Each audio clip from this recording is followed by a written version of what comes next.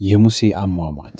ሰላም ልጆች፣ ዛሬም እንደተለመደው በአዲስ የመጽሐፍ ቅዱስ ታሪክ ተመልሰናል። እስከ ፕሮግራማችን ፍጻሜ አብራችሁን ቆዩ። ሙሴ ነኝ።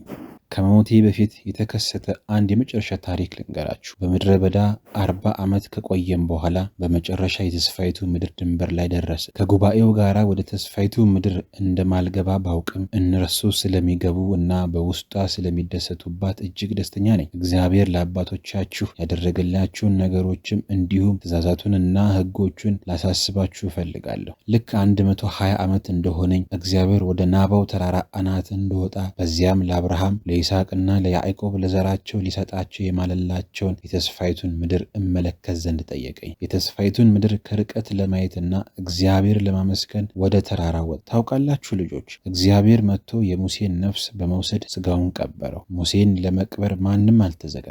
በሞተም ጊዜ ከቤተሰቡም ሆነ ከጉባኤው ማንም አልነበረም። ይሁንና እግዚአብሔር ራሱ የሙሴን ነፍስና ስጋ ወሰደ። ዲያብሎስ አይሁድ በእግዚአብሔር ፈንታ ሙሴን እንዲያመልኩት የተቀበረውን ቦታ ለመግለጥ ፈለገ። ነገር ግን የመላእክት አለቃ የሆነው ቅዱስ ሚካኤል በእግዚአብሔር ስም ገሰጸው። የሙሴ ስጋ የት እንደሚገኝ እስካሁን ማንም አያውቅም። ልጆች፣ ለዛሬ የያዝነው የመጽሐፍ ቅዱስ ታሪክ ትረካ ይህን ይመስላል። በቀጣይ በሌላ የመጽሐፍ ቅዱስ ታሪክ ትረካ እስክንገናኝ ሰላም ቆዩን።